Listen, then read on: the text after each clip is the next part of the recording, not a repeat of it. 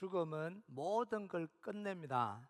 죽음은 기회를 닫아버리고요, 가능성을 지워버리고 희망을 꺾어버리는 게 이게 죽음입니다.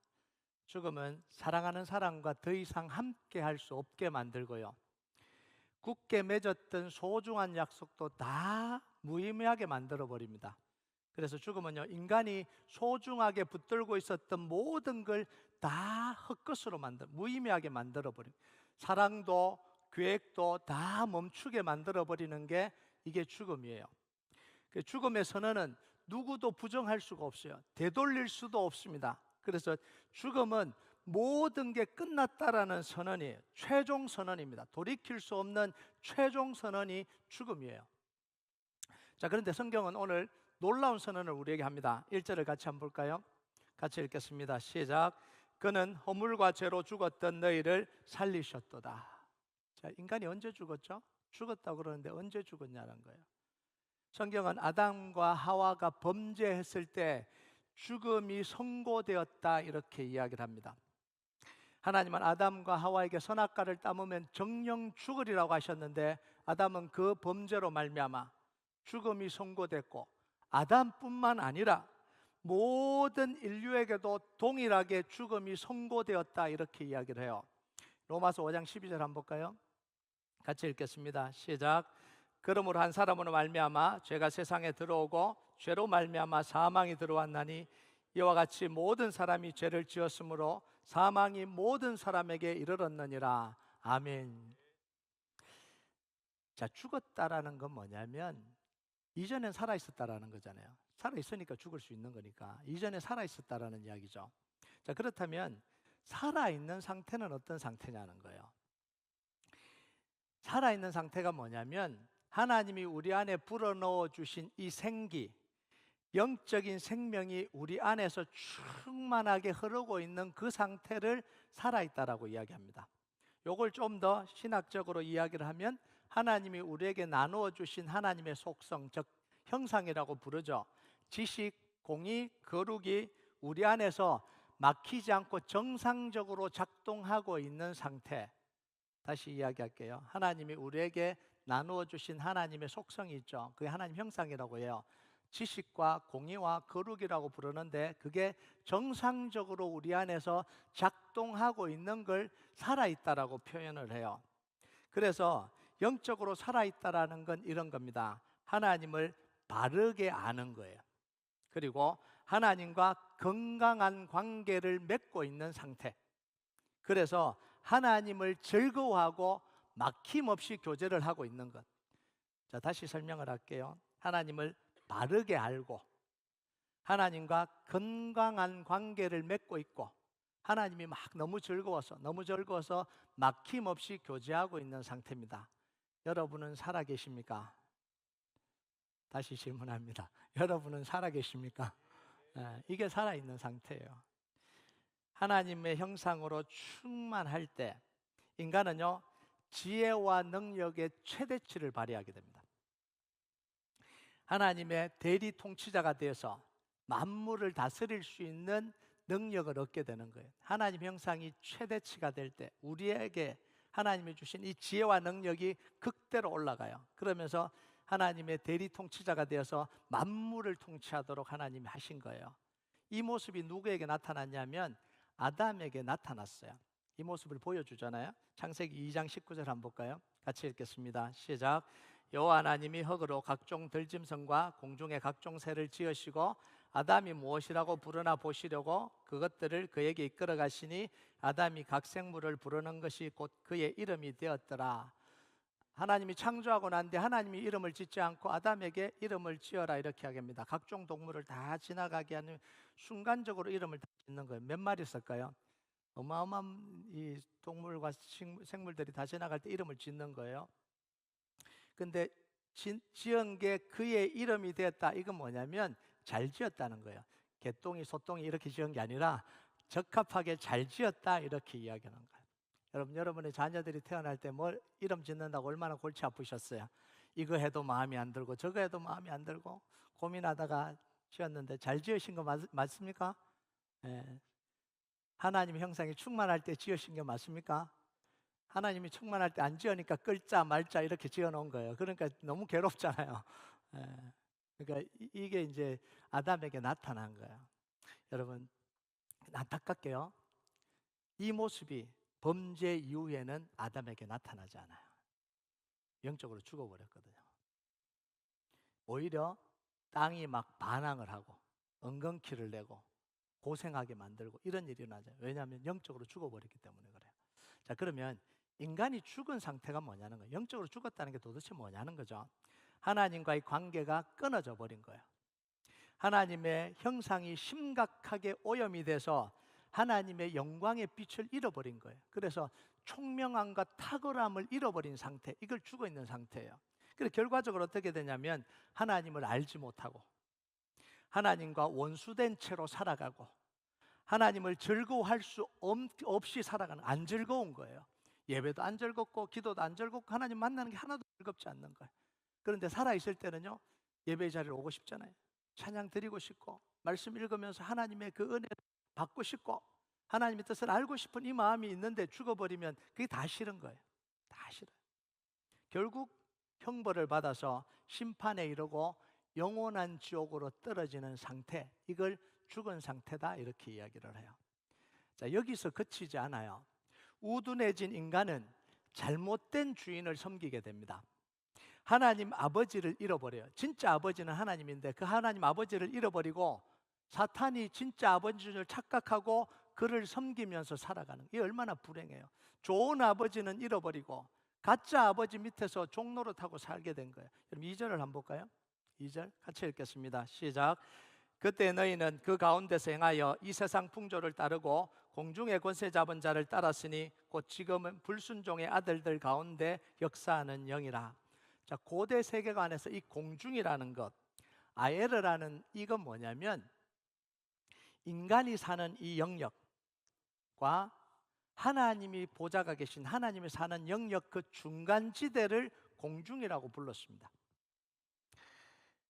사탄은요, 그 영역에서 위로는 하나님께는 반항하고 대적하고 아래로는 사람을 자기의 종노로 시키면서 범죄하게 하고 하나님을 대적하고 타락하게 하는 역할을 하는 거예요. 이게 공중권세 잡은 자다 이렇게 표현되어 있는데요. 그래서 하나님과의 관계를 인간과 하나님 관계를 깨트려서 하나님으로부터 오는 모든 축복, 언약의 축복, 모든 걸 다 막아버린 거예요. 받지 못하도록 한 거예요. 뭘 통해서 그러냐면 시기와 고소와 비방과 거짓말을 통해서 이 일을 하는 거예요.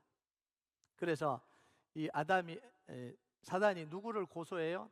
욥을 하나님께 고소하잖아요. 욥을. 하나님이 뭐라고 이야기를 하냐면 욥같이 신실하고 욥같이 나를 사랑하는 사람 네가 만나본 적 있냐? 이러니까 사단이 뭐해요? 에이 하나님, 잘 해주니까 그렇죠. 축복해주니까 그렇죠. 다 축복해주면 다 그럽니다. 안 축복해줘 보세요. 저주하고 욕하고 하나님을 배반하죠. 요렇게 하잖아요. 요렇게 중간에 끼어서 이간질 시키는 거예요. 여러분, 친한 집사님 두 분이 계시잖아요. 이간질하기 참 쉽죠? 저 집사님은 나의 소울메이트야. 자랑하세요. 저 집사님 같은 사람이 없어.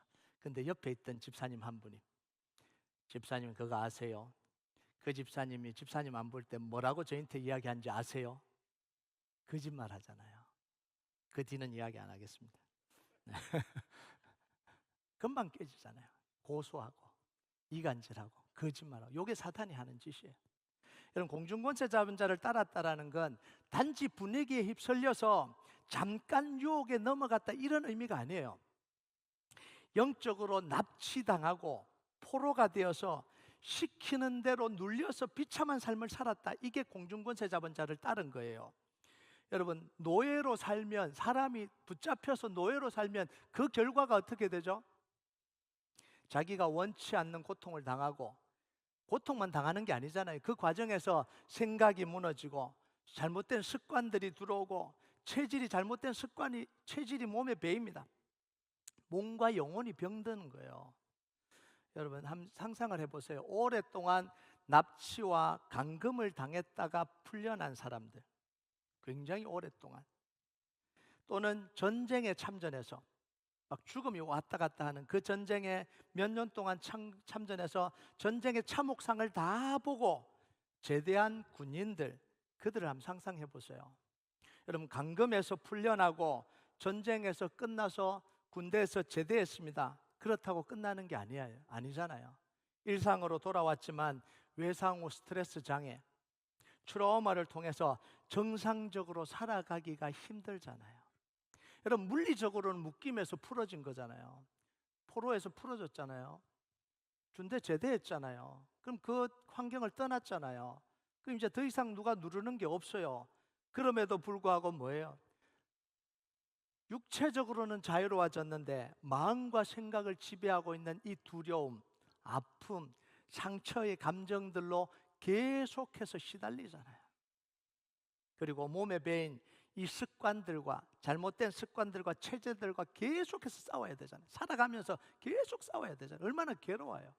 나는 안 그러고 싶은데도 그게 배어버렸기 때문에 싸울 수밖에 없는 거예요. 몸이 안 따라주잖아요. 생각이 안 따라주잖아요. 여러분, 하물며요, 태어날 때부터 사탄의 종노릇 하면서 평생 살아온 삶은 어떻게 했냐는 거예요. 태어날 때부터 밥 먹듯이 거짓말하고, 늘 나를 비난하고, 나를 책망만 하고, 칭찬해 주진 않고, 늘 다른 사람과 비교하고, 나를 말로 늘 무시하는 그 아버지 밑에서 평생 자란 이 아이들의 마음과 정신세계는 어떻겠어요? 얼마나 비폐해져 있겠어요? 여러분, 제가 여러분들의 정신세계를 비폐하게 만들 수 있어요. 너무 쉽게. 불가능할 것 같죠? 제가 설교할 때마다 여러분을 비난하고, 여러분을 책망하고, 여러분을 무시하고, 여러분을 저 다른 교회랑 비교하고, 성도들이랑 비교하고, 그렇게 늘 야단치듯이 설교한다고 한번 생각해 보세요. 1년 동안 여러분들이 그 설교 들으면 아마 죽게 될 겁니다. 죽을 거예요. 정신과 마음이 다 죽을 거예요. 여러분의 가정에서 늘 부부 싸움 할 겁니다. 목사님이 왜 저래? 그래도 목사님이니까 잘 섬겨야지. 그러고 막 싸우는 거예요. 이런 일들이 일어나는 거예요. 여러분, 이게 공중권세 잡은 자를 따라 살아온 사람들의 영적인 세계, 정신의 세계를 보여주는 겁니다. 겉으로는 멀쩡해 보이는 것 같은데 영적으로는 죽은 상태예요. 여러분, 여기서요, 우리가 영적 싸움에 대해서 조금 우리가 생각해야 돼요. 대적기도 하고 우리가 영적 싸움을 강조하고 있는데요, 예수님의 이름으로 명령하면 마귀가 떠나고 귀신이 떠나요. 사탄이 결박당합니다. 맞죠? 맞는 이야기예요. 그러나 예수님의 이름으로 기도할 때 귀신이 떠나고 사탄이 떠나고 결박당한다, 이거를 요 수준으로 많은 그리스도인들이 어느 수준으로 생각하고 있냐면 딱 요 수준으로 생각합니다. 무당이 구슬해서 잡기가 쫓겨나가는 요 인식을 가지고 있는, 우리가 기도하면 쫓겨나가듯이 요 속에 몸에 숨어있던 귀신이 아이고 들렸구나, 들켰구나, 쑥 나가야지, 요걸로 생각을 해요. 요걸로, 요 수준으로 생각을 하고 있다고요. 여러분, 이렇게 인식을 갖고 있으면 마귀에게 속게 됩니다. 장단을 맞춰줘요. 예수님으로 떠나라 그러니까 유튜브 많이 보잖아요. 에익 하고 막 슉 나가고 장풍 날리고 막 뒤로 막 넘어가고 막 별의별 짓을 다 하는 거예요. 그러니까 마귀가 그 장단 맞춰주는 거예요. 장단 맞춰주는 거예요. 여러분, 마귀가 나갔다고, 귀신이 떠났다고 끝나나요? 귀신 나가라 그래서 귀신이 그 사람에서 나갔다고 그게 끝나나요? 귀신이 그 사람을 종을 삼아서 살아온 이 생각, 마음속에 저질러 놓은 일들이 얼마나 많은데 귀신이 떠났다 그래서 그 사람이 깨끗하게 돼요? 온전하게 돼요? 생각과 마음과 정신 속에 비피한 것들이 남아있죠. 마치 전쟁터에 전쟁을 다 경험하고 나왔는데, 제대했는데도 불구하고 여전히 그 상처와 외상 후 이 장애로, 트라우마로 고통 겪듯이 마귀가 떠났다 그래서, 귀신이 떠났다 그래서 정상으로 살아가나요? 아니잖아요. 그럼 진짜 싸움은 어디서부터예요? 여기서부터인 거예요. 진짜 싸움은 여기서부터예요. 여러분, 귀신은 떠나도요, 사탄이 마음과 생각과 사성 속에 파고들어서 다양하게 우리를 넘어뜨리러 갑니다. 그 심어놓은 것, 상처, 아픔, 두려움, 미움, 사람을 믿지 못하는 것, 사람에 대해서 분노를 가지고 있는 것, 이걸 통해서 계속해서 공격해 오는 거예요. 그때 우리는 뭘 해야 되냐면 하나님의 말씀과 기도로 무장해서 생각과 마음과 가치관으로 공격해 오는 것들을 분별하고 깨트려야 되는 거예요. 아, 이게 지금 사탄이 주는 거구나. 내 생각을 타고 들어와서 나를 무너뜨리려고 하는구나. 두려움을 심어주는구나. 미움을 심어주는구나. 이간질 시키려고 하는 거구나. 그걸 간파를 해야 되는데 말씀과 기도로 깨어있지 않으면 그대로 당하는 거예요. 누군가 여러분을 찾아와서 집사님, 어떤 집사님이 욕했어요. 아, 고마워. 그런 걸 알려주고. 사탄은 물러가라 그래야 돼요. 그 말을 해갖고 좋은 사람이 누가 있어요? 그 사람이 좋겠어요? 말한 사람이 좋겠어요? 들은 사람이 좋겠어요? 아무도 안 좋아요. 다 무너지는 거예요. 그런데 마치 자기를 위해 주는 것처럼 집사님, 제가 집사님이니까 알려줘. 이렇게 이야기를 했어요. 그것도 생생하게 플러스 자기 생각을 덧붙였어. 요게 무서운 거예요. 자기 생각을 덧붙였어. 이걸 분별해내는 게 영적으로 깨어있다라는 거예요. 그런 말씀과 기도 속에 있지 않으면 다 잡아먹히는 거예요. 그 생각 속에 잡아먹히는 거예요. 여러분, 예수님이 광야에서 시험 받을 때 사탄이 어떻게 시험해요? 교묘하게 파고들잖아요. 뭐라고요? 돌을 떡으로 만들어라. 그래서 배고픈 사람 먹여라. 너 메시아 아니냐? 이게 어떻게 나빠 보여요? 하늘에서 뛰어내려라. 성전에서 뛰어내려라. 그러면 천사들이 와서 발을 탁 받치면 할렐루야. 얼마나 영광스럽냐. 이게 어떻게 나쁜 거예요? 그런데 예수님 어떻게 해요? 말씀으로 그 말도 안 되는 이야기를 말씀으로 하나하나 깨부수시잖아요. 그 생각이 왜 잘못됐는지 깨부수시잖아요. 이게 영적 전쟁이에요. 늘 예수 그리스도면 귀신아 나가라. 휘? 이런 게 영적 전쟁이 이거 아니라고. 이거 좀 하지 말라고 이거요. 물론 귀신이 완전히 장악해 버렸다면 쫓아내야 돼요. 그 사람을. 그건 당연히 쫓아내야. 근데 쫓아냈다고 끝나는 거 아니에요. 여전히 이 전쟁이 남아 있다는 걸 기억해야 돼요. 그러니까 말씀으로 끝까지 싸워야 돼요. 그래서 에베소서 6장에 보면요, 하나님의 전신갑주를 입어라 이렇게 머리부터 발끝까지. 왜요? 다양한 공격이 오니까. 다양한 공격이 오니까. 그래서 요거는 제가 6장에서 구체적으로 다룰 겁니다. 영적 전쟁을 어떻게 해야 되는지는 6장에서 구체적으로 다루고요. 자, 오늘은요, 공중권세 잡은 자를 따른 일이 이렇게 심각한데, 너무 심각하잖아요. 그런데 왜 사람들은 이걸 심각하게 안 느끼냐는 거예요. 이유가 있어요. 공중권세 잡은 자를 따르고 사는 게 뿔 달린 괴물을 섬기고 사는 게 아니에요. 뿔 달린 괴물을 숭배하는 거 아니잖아요. 죽을 고통을 당하고 사는 거 아니잖아요. 막 짓밟히고 사는 거 아니거든요. 이런 모습이었다면 사람들은 벌써 다 도망갔을 거예요. 근데 오늘 본문에 공중권세 잡은 자를 따르는 모습을 뭐라고 표현하냐면 이 세상 풍조를 따르는 거다 이렇게 이야기를 해요. 그럼 이게 뭐냐면 세상의 문화가 흘러가는 거 문화대로 산다라는 이야기예요. 그냥 풍습대로 따라간다라는 이야기입니다. 자, 그걸 세상 문화 풍습을 따라가는 것 너무나 자연스러운 일이잖아요. 그러니까 섬기는 줄을 모르고 섬기고 있는 거예요. 자, 3절을 보면 그 세상 문화와 풍속을 따라가는 모습이 어떤지를 구체적으로 설명을 해줘요. 같이 읽겠습니다. 시작. 전에는 우리도 다 그 가운데서 우리 육체의 욕심을 따라 지내며 육체와 마음에 원하는 것을 하여 다른 이들과 같이 본질살 진노의 자녀였더니, 이 세상 풍조를 따르는 게 뭐냐면 육체의 욕심대로 한다. 내 욕심대로 한다라는 거예요. 그리고 내가 원하는 것, 내 마음에 원하는 대로 다 하는 거예요. 한마디로 말하면 뭐예요? 나 하고 싶은 대로 한다는 거예요. 그럼 이거 사람들 다 원하는 거잖아요. 내가 하고 싶은 대로 한다. 이거 사람의 입장에서 좋아 보여, 안 좋아 보여요? 다 좋아 보이는 거예요. 유익해 보이는 거예요. 재밌어 보이는 거예요. 종로로처럼 보이지가 않는 겁니다. 그래서 사람들이 그 속에 머물러 있는 거예요. 빠져나오지 않고 그 속에 머물러 있는 거예요. 그래서 사탄은요, 항상 우리를 공격할 때 우리에게 좋은 것처럼 공격을 해요. 좋은 것처럼. 이제 종로로 그만하고 네가 하나님 해라. 얼마나 좋은 이야기예요. 왜 언제까지 너 종노릇 할래? 이제 선악과 따먹고 하나님 해라. 와, 얼마나 고마운 거예요. 하나님 해라는데. 예수님에게 아까 이야기했잖아요. 돌을 떡으로 만들어서 배고픈 사람 먹이라. 그게 메시아의 할 일이다. 너 그 배고픈 사람 구원하려고 온 거 아니냐? 그거 해라. 성전에서 뛰어내리면 시편에 보면 천사들이 탁 받쳐주면 하나님 아들이라고 다 인정이 될 텐데 그거 안 하고 뭐 하냐? 요렇게 공격을 하잖아요. 그럼 사탄은요, 고통을 이야기하지 않아요. 쾌락을 이야기하지 고통을 이야기하지 않아요. 여러분, 술과 마약을 먹는 게 독약을 마시는 것처럼 괴로운 거라면 누가 마시겠어요? 아무도 안 마시죠. 욕구를 충족시키고 마음의 즐거움을 주는 것처럼 이야기하잖아요. 그래서 다 속아요.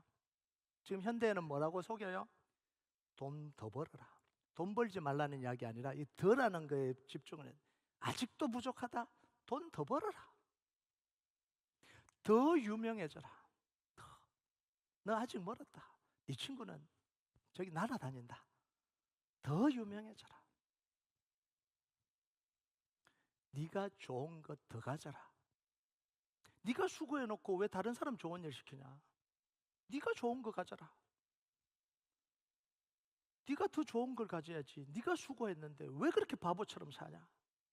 그러니까요, 여기에 다 속아서 뭐예요?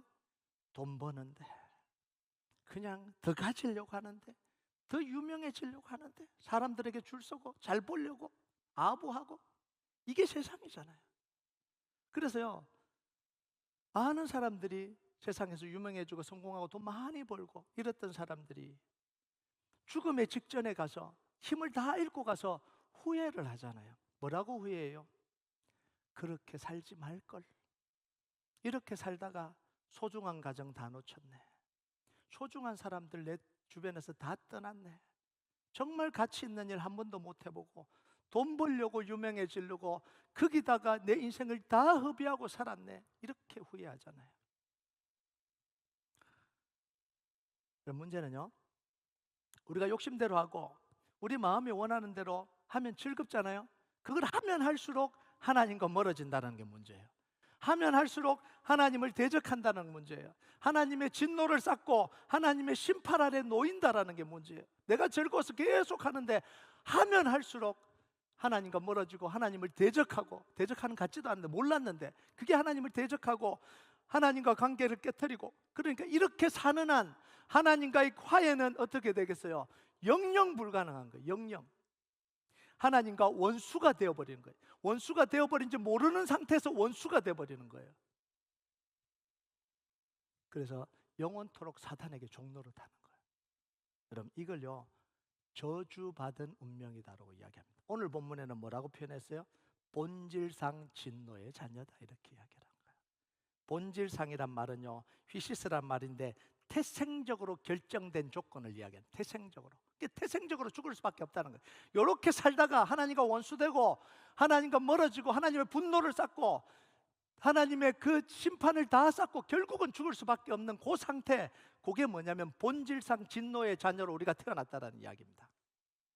바꿀 수도 없고 돌이킬 수도 없고 영원한 저주, 영원한 심판을 받는 상태, 이게 본질상 진노의 자녀예요. 자, 그런데 사도 바울은 놀랍게도 이 진노와 심판을 뒤집는 사건이 일어났다, 이렇게 이야기를 하는 거예요. 여러분 4절 5절 한번 볼까요? 같이 읽겠습니다. 시작.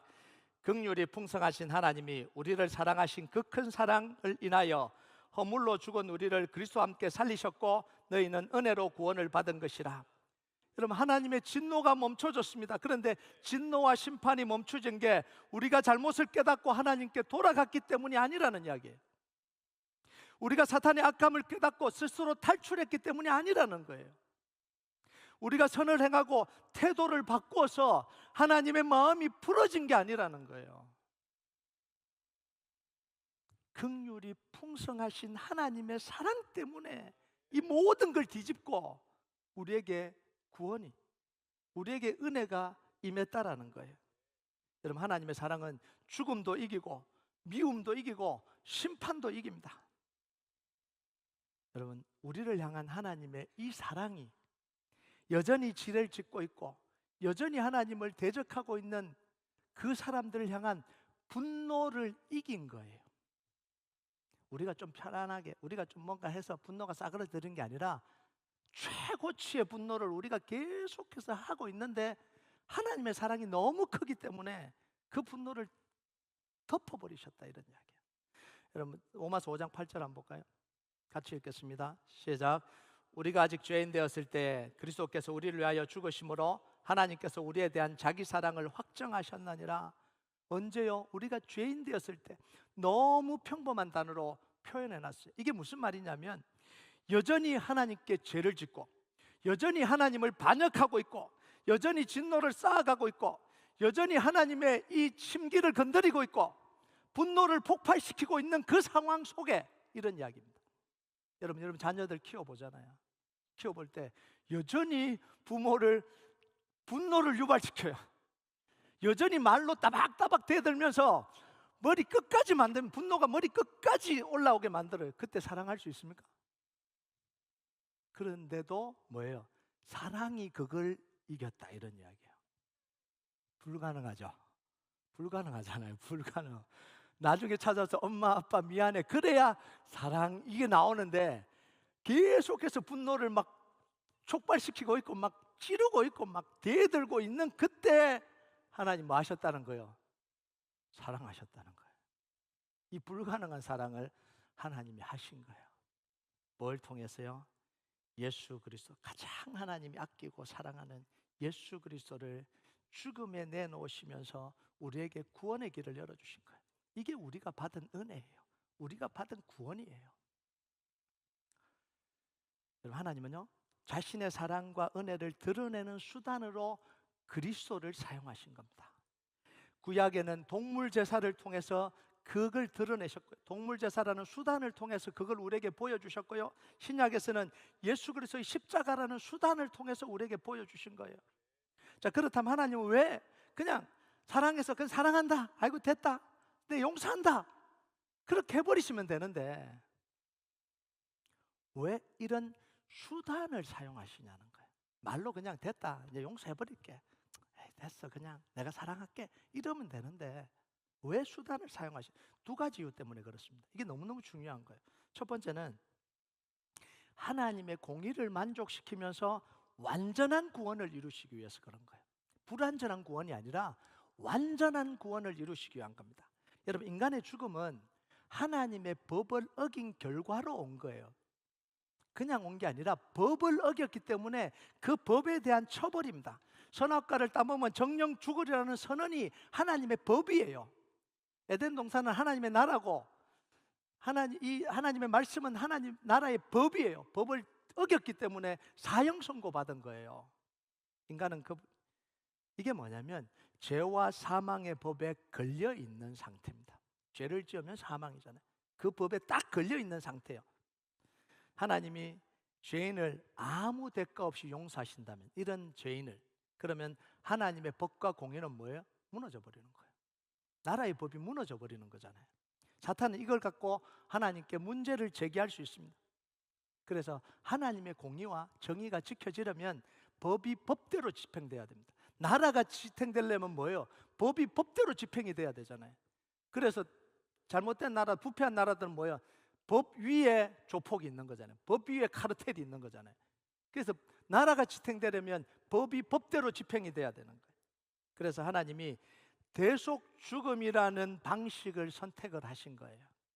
구약에서는 양이 그 대신 죽었고요, 신약에서는 예수님의 십자가를 통해서 그 죄를 대신 치르신 겁니다. 그래서 하나님의 공의가 온전히 만족이 되면서 동시에 뭐가 이루어진 거예요? 구원이 이루어진 거예요. 구원에는요, 그래서 하나님의 공의와 정의뿐만 아니라 독생자 예수님을 우리를 위해서 내놓으신 하나님의 사랑이 포함이 되어 있는 거예요. 그래서 구원은 뭐냐면 하나님의 정의와 공의와 사랑이 이루어낸 하나님의 역사예요. 이게 우리에게 이루어진 구원이에요. 여러분, 대속 죽음을 통해서 그러니까 사탄이 참소할 근거 자체가 사라져 버린 거예요. 사탄의 참소가 불가능해진 이유가 뭐냐면 그리스도께서 우리를 대신해서 율법에 정해놓은, 법에 정해놓은 죄의 형벌을 하나도 빠짐없이 다 받았기 때문에 그래요. 그냥 사랑으로 용서해 주신 게 아니라 싹 다 치렀다는 거예요. 그러니까 죄를 다시 정죄할 근거가 사라져 버렸다, 이런 이야기예요. 그래서 우리의 구원은 사랑의 용서이기도 하지만요, 더 중요한 게 법적으로 완전한 구원입니다. 더 이상 정죄를 할 수 없는 구원이에요. 그래서 사도 바울이 로마서 8장 1절에서 2절에 이렇게 선언을 하는 거예요. 같이 읽겠습니다. 시작. 그러므로 이제 그리스도 예수 안에 있는 자에게는 결코 정죄함이 없나니 이는 그리스도 예수 안에 있는 생명의 성령의 법이 죄와 사망의 법에서 너를 해방하였음이니라. 이거는 소망이 아니라 선언이에요. 이건 영원한 법적인 선언, 바꿀 수 없는 선언. 여러분, 동물의 피로는요, 죄의 형벌인 이 죽음의 권세를 이길 수 없어서 죄를 지을 때마다 동물을 잡았잖아요. 왜요? 죽음이 살아있으니까 계속 고소를 하잖아요. 그러니까 죄 지을 때마다 동물로 잡아서 그거를 치러야 되는 거예요. 그러니까 계속 동물을 잡았어요. 이게 죄와 사망의 법에 걸려 있는 거예요. 죄와 사망의 법. 죄 지으면 동물 잡고, 죽어야 되는데 또 동물 잡고, 계속해서 반복이 되는 거예요. 반복. 자, 그런데 예수님은 십자가의 죽음과 부활을 통해서 뭐예요? 죄의 대가를 치를 뿐만 아니라 죽음의 권세를 깨버린 거예요. 죽음을 죽여버리신 거예요. 자, 그래서 단 한 번의 죽으심과 부활로 죽음의 권세가 영원히 사라져버렸어요. 영원히 깨져버린 거예요. 사라진 게 아니라 깨져버린 거죠. 그래서 사망의 법이 더 이상 정죄할 수 있어 없어요? 고소할 수 있는 이 사망이 깨진 거잖아요. 그러니까 고소할 수가 없는 거예요. 이게 생명의 성령의 법입니다. 그래서 예수 그리스도를 통한 단번에 영원한 속죄, 이게 생명의 성령의 법이에요. 생명의 성령의 법이 죄와 사망의 법에서 우리를 구원하셨다, 이렇게 선언한 거예요. 자, 두 번째는요, 시각화를 통해서, 예수님의 이 시각화를 통해서 은혜를 보여주고 그 은혜에 동참하도록 하시는 거예요. 구약시대 때 제사 안 받으려면 어떻게 해야 돼요? 양을 직접 데리고 와야 돼요. 집에서부터 막 얼마나 힘들겠어요. 막 몰고 와야 돼요. 그리고는 제단에 와서 안수를 합니다. 자기 죄를 다 거기다 안수해요. 이런 죄도 짓고 저런 죄도 지었습니다. 이래서 재물 가져왔습니다. 안수해요. 그리고 뭐 해요? 칼을 집어들고 각을 떼야 되잖아요. 각 뜨는 건 뭐예요? 배를 가르고 부위마다 해체하는 걸 각을 뜬다는 거예요. 그럼 어떻게 되게 살아있는 짐승을 잡으니까 피가 튀기고 내장이 다 튀어나오고 그걸 다 끄집어내서 씻고 다 해야 되는 거예요. 여러분, 동물을 죽여서 이렇게 하면서요, 뭐예요? 피 흘리는 과정을 통해서 잔인함, 죄의 잔인함을 몸소 느끼는 거예요. 내가 죄를 지으면 이렇게 잔인하게 죽어야 되는구나. 여러분, 내가 죄를 지었는데 내 대신 이 양이 죽는 걸 보면서 어떤 걸 느끼겠어요? 아, 죄가 이렇게 비참하구나. 죄가 이렇게 무섭구나. 이걸 실제로 느끼는 거예요.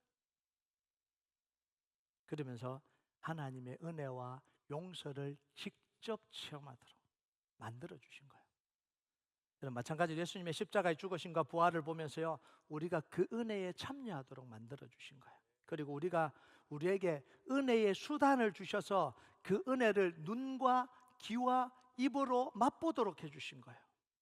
자, 그래서 그 세 가지가, 하나님이 우리에게 주신 은혜의 수단 세 가지가 뭐냐면 말씀과 성례전과 기도인 거예요. 말씀을 선포를 통해서 이 십자가 사건이 나의 사건으로 믿어지고 고백하게 하는 거예요. 예수님 십자가에 달린 것이 내가 죽는 그 사건, 그걸로 믿어지고 고백하게 하는 거예요. 가슴으로 믿어지고 고백하게 하잖아요. 성례전을 통해서 우리의 영혼이 예수 그리스도와 연합하는 이 신비를 알게 하시고, 그걸 통해서 생명이 우리에게 공급된다는 사실을 떡과 포도주를 나누면서 맛보게 하시는 거예요. 기도를 통해서 하나님의 언약이 이 성경에 갇혀있는 문자가 아니라 실제로 우리 삶 속에서 역사하고 우리의 기도를 들으시며 언약을 이루시는 하나님을 경험하게 하는 거예요. 여러분, 사도 바울은요, 예수님 십자가 사건을 통해서 어떤 영향이 우리에게 미치는지를 세 가지 표현을 통해 설명합니다. 첫 번째는 5절에 우리를 그리스도와 함께 살리셨고, 두 번째, 6절에 또 함께 일으키사. 셋째, 그리스도 예수 안에서 하늘에 앉히시니. 이 세 문장은요, 단순한 수사가 아니에요. 복음의 핵심입니다. 예수님의 십자가 사건이 우리와 분리된 사건이 아니라는 거예요. 예수님이 십자가 다 지고 옛다 구원받아라 던져주신 사건 아니라는 거예요. 예수님이 하신 일이 우리가 하신 일처럼 믿음을 통해서 여겨주신다는 거예요. 우리가 하지 않았는데도 불구하고 예수님이 하신 사건을 우리가 한 사건으로 여겨주시고 그걸 하나님이 받아주신다는 거예요. 예수님이 죽었을 때 우리도 함께 죽었습니다. 예수님이 살아나셨을 때 우리도 함께 일으키시고 살려주셨습니다. 예수님이 하늘 보좌에 앉으셨을 때 우리도 그분과 함께 그곳에 앉혀주신다는 거예요. 이 얼마나 놀라운 은혜예요. 이 얼마나 놀라운 구원입니까?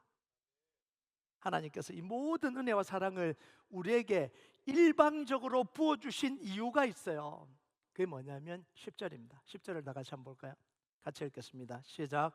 우리는 그가 만드신 바라 그리스도 예수 안에서 선한 일을 위하여 지으심을 받은 자니 이 일은 하나님이 전에 예비하사 우리로 그 가운데 행하게 하려 하심이라. 뭐 하라고요? 선한 일을 행하라고. 우리를 선한 일을 행하라고 우리를 살리시고 구원해 주시고 새로운 피조물 만들어 주셨다는 거예요. 자, 그런데 이게 선한 일은요, 착한 일, 좋은 일, 선행 이런 거 아니에요. 물론 그것도 정말 조금 포함되어 있어요. 근데 여기서 말하는 선한 일은 그게 아니에요. 하나님이 이루신 구원의 역사를 세상 속에 선포하는 걸 이걸 선한 일이라고 이야기를 합니다. 여러분 7절에 보면 이는 그리스도 예수 안에서 우리에게 자비하심으로 그 은혜의 지극히 풍성함을 오는 여러 세대 가운데 나타내려 하심이라. 이 우리 구원을 뭐예요? 계속되는 세대 속에 복음 전은 복음을 통해서 나타내려 하는 거. 이게 선한 일이에요. 하나님이 은혜가 얼마나 큰지, 하나님의 사랑이 얼마나 깊은지 이걸 뭐예요? 다른 세대, 오는 세대 중에 나타내려 한다는 거예요. 그래서 은혜는 개인적인 만족으로 끝나지 말아야 됩니다. 하나님의 은혜는 전해져야 되는 거예요. 하나님 은혜 주셔서 감사합니다. 나의 기도 응답해 주셔서 감사합니다. 그게 은혜의 끝이 아니라는 거예요. 반드시 뭐예요? 전해져야 된다는 거예요. 아직 하나님의 은혜를 알지 못하는 사람들, 하나님의 구원을 모르는 사람들에게 전해주는 게 은혜 받은 사람이 해야 되는 거예요. 여러분, 사단에게 종노릇하고 있는 사람에게 알려줘야 되잖아요. 누군가 다른 사람이 종노릇하고 있으면 알려주는 거예요. 내가 구원을 받았으면, 내가 빠져나왔으면 니도 빠져나와라. 알려주는 게 그게 당연한 거잖아요. 나는 빠져나왔으니까 할렐루야, 니는 영원토록 종노래다. 이런 말이 안 되는 거잖아요. 이 구원을 위해서 우리가 한 게 단 하나도 없습니다. 한 게 단 하나도 없어요. 단 하나도 있으면 자랑할 거예요. 그죠? 하나님, 제가 왜 해야 돼요? 다른 사람도 그 정도 노력은 해야죠. 내가 얼마나 이거 한다고 고생했는데 그걸 공짜로 알려줘요? 죄송합니다. 미쳤어요? 이러잖아요. 미쳤어요 지금. 내가 이거 안다고 내가 얼마나 고생했는데. 근데 구원은 뭐라고요? 우리의 행위가 아니라 하나님의 선물이다. 중간에 그걸 딱 넣어놨잖아요. 8절 9절에. 그래서 이건 하나님의 은혜가 뭔지를 정확하게 보여주는 거예요. 그래서 하나님의 은혜를 받는 건 우리가 은혜를 받는 거고요. 구원을 알고 받는 건 은혜를 받는 거고요. 요 사실을 깨닫는 게 은혜의 깊이를 아는 겁니다. 은혜의 깊이를 아는 건 많이 받는 게 아니에요. 많이 받으면 은혜 많이 받았다고 하는데 그런 게 아니에요. 하나님의 은혜를 받는 건 받는 거고 우리가 아무것도 한 게 없다. 하나님이 다 하셨다. 우리는 자랑할 게 없다. 요걸 깨닫는 게 뭐냐면 은혜의 깊이를 깨닫는 겁니다. 그래서 은혜는 단지 구원받는 곳에 끝나지 않고 은혜는요, 자기가 받은 구원, 이 구원을 전하는데 전하고 난 뒤에도 뭐요? 나는 무익한 종이라고 깨닫는 게 은혜의 깊이를 깨닫는 겁니다. 그래서 사도 바울은 이걸 깨닫고 난 뒤에 죽도록 뛰어다녔습니다. 선교지를 뛰어다니고 죽음도 불사하고 매도 맞고 풍랑을 만나 죽기도 하고 옥에 갇히기도 하고 그랬는데 사도 바울이 말년에 옥에 갇혔습니다. 차가 차디찬 옥에 갇혔습니다. 보통 사람들 같으면 뭐라고 했을까요? 하나님, 내가 뭐 했는지 아십니까? 예수 이름으로 귀신 쫓아내고 복음 전하고 교회 몇 개 세운지 아십니까? 근데 하나님 이런 식으로 저희한테 해줄 수 있습니까? 하나님이 맞습니까? 이렇게 해야지. 하나님, 제가 10년 섬겼는데요, 하나님 이렇게 했는데 왜 저희한테 이러십니까? 수많은 성도들이 그러잖아요. 발톱 빠지도록 섬겼는데 왜 저희한테 이러십니까? 근데 사도 바울이 뭐라 그래요? 무익한 종이라는 거예요. 나는 복음에 비친 자고 그 일을 하게 해주신 게 너무너무 감사하다는 거예요. 내게 그 일을 맡겨주셔서 그걸 감당하게 할 수 있는 힘을 주신 게 너무너무 감사하다는 거예요. 교만이 있을 수가 없잖아요. 자랑이 있을 수가 없잖아요. 감사밖에 없는 거예요. 그럼 그 은혜를 세상에 전하면서 살아갈 수밖에 없는 것, 이게 은혜 받은 자의 모습입니다. 여러분, 하나님은요, 예수님을 십자가를 통해서 우리를 죽음에서 생명으로 옮겨주셨습니다. 최종선언인데 이 최종선언을 뒤집었고 죽음에서 생명으로 옮겨주셨어요. 영원한 형벌과 진노를 축복으로 바꿔주셨습니다. 예수 그리스도의 십자가를 통해서. 자, 이런 십자가가 우리 과거 하나 못 바꾸겠어요? 이런 십자가의 능력이 우리 상처 하나 치료하지 못하겠어요? 그런데 왜 우리는 과거의 모습에 얽매여서 과거의 상처 때문에 나도 괴롭히고 다른 사람도 괴롭히고 있냐고요. 복음을 안다고 하면서, 복음을 믿는다고 하면서, 교회 잘 섬긴다고 하면서, 직장에 가서 나는 절대로 교회에 빠지면 안 됩니다, 예배는 절대로 빠지면 안 됩니다, 예수 믿어서 해놓고 왜 주인을 그렇게 괴롭히냐고요. 야단친 거 아닙니다. 왜 그러냐고요. 왜? 하나 더 못 빼앗았어. 예수 믿으면 좋다, 행복하다, 니도 예수 믿어라 그래놓고 왜 사기치냐고요. 그 사람을 데리고. 나 교회 다니니까 나 믿어라 그래놓고 왜 수십억씩 사기를 치냐고요. 그 사람 데리고. 진짜 복음 아는 거냐고요. 여러분, 하나님께 다 내어놓으시기 바랍니다. 내가 원치 않는 게 지금 내 속에 들어와 있잖아요. 잘못된 부모 만나서, 잘못된 부모라고 좀 표현하기 그런데 좀 사랑해주지 않는 부모 만나서, 내가 자라온 환경 속에서 사랑하고 용납하고 하고 싶어도 못하는 이 체질을 안고 있는 게 너무너무 괴롭잖아요. 그걸 왜 가만 가지고 계시냐고요. 그거 가지고 계시면서 나는 원래 이래 이러면서 왜 상처 주시냐고요. 내 모습은 원래 이래 그러면 왜 상처를 주시냐고요. 그걸 가지고 하나님께 나가세요. 고쳐달라고, 회복시켜달라고요. 나를 통해서 악독이 나가지 않고, 나를 통해서 미움이 나가지 않고, 분노가 나가지 않고, 사랑이 나가고, 용납이 나가고, 회복할 수 있는 사람으로 설 수 있게 해달라고. 여러분, 그래서요, 여러분은 받은 그 은혜를 가지고 하나님의 은혜를 선포하는 자로 살아가길 주님의 이름으로 축복합니다. 우리 같이 찬양하도록 하겠습니다. 이 찬양 하나님 앞에 올려드립시다. 어찌하여야 그 크신 은혜 갚으리, 무슨 말로서 그 사랑 참 감사하리요. 하늘의 천군 천사라도 나의 마음 모르리라. 나 이제 새 소망이 있음은 당신의 은혜라. 이 고백, 우리의 고백으로 하나님 앞에 올려드립니다.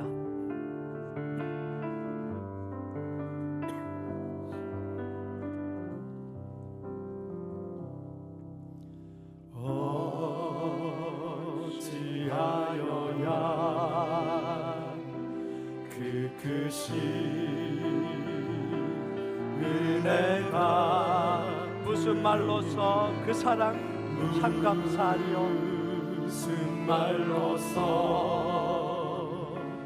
그 사랑 참 감사하리요. 하늘의 천군 천사라도, 하늘의 천군 천사라도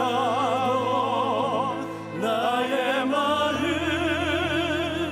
모르리라. 나 이제 새 소망이 나 있음을, 이제 새 소망이 있음을 당신의 은혜로. 하나님께 영광, 하나님께 영광. 하나님께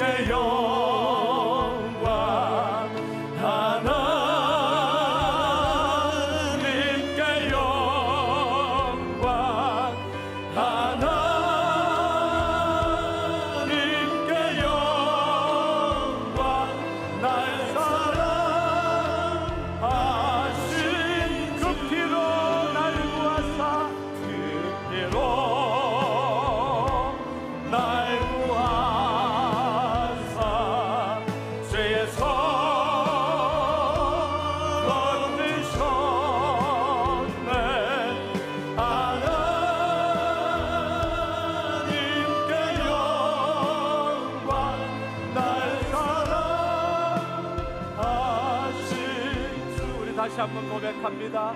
어찌하여야 그 크신 은혜가 뿌리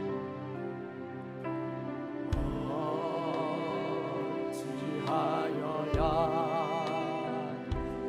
그 크신 은혜가 뿌리 무슨 말로서 그 사랑 참 감사한 하늘의 천군 천사라도 천군 천사라도 나의 마음 모르리라. 나 이제 새 소망이 있음을 이제 새 소망이 있음을